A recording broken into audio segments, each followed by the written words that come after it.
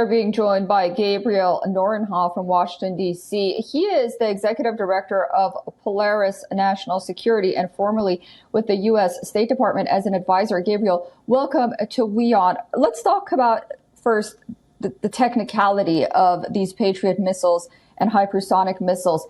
Can the Patriot missile system neutralize a hypersonic missile? So it's very unlikely that a Patriot missile could intercept a real hypersonic missile. And so the question that's going to come down to this is whether the Kinzhal missile was actually ever a hypersonic capability.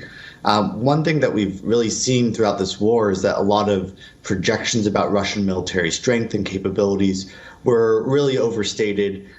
Maybe they were manufactured by the Russian government. But what appears to be the case is more that there was just a lot of corruption and mismanagement within the Russian military and system that led to Putin being told that certain capabilities and certain military technology worked that simply didn't work. So my best guess here is that the Russian nuclear scientists and missile scientists overstated the claims of the system.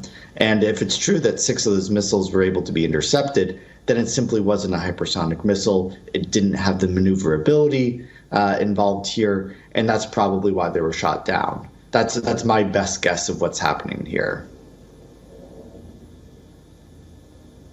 That's very interesting. Is the Russia-Ukraine war also basically at this point a playground for the world's powerful on testing their best weaponry, notably the West versus Russia?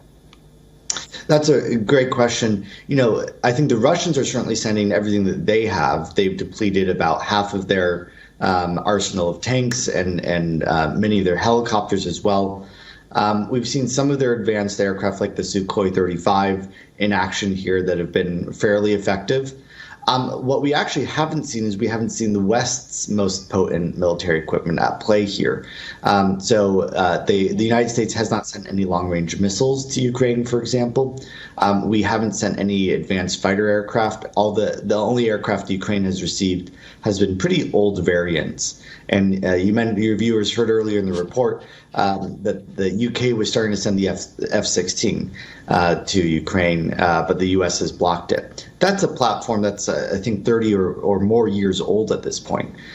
So it's actually more that the United States is getting rid of a lot of its old weapons, a lot of its old munitions supplies.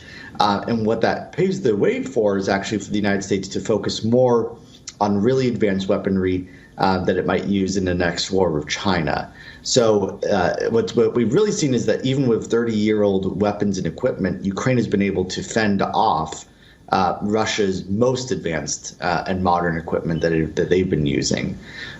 It really shows a lot of us military analysts and foreign policy hands that we overestimated Russia's strength and their threat to the West, I think.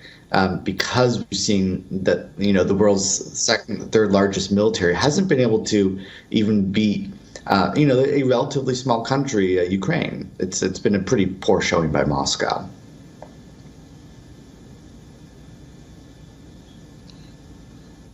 Gabriel Norenhoff, thank you so much for that analysis and helping us make sense of all of this that we're hearing.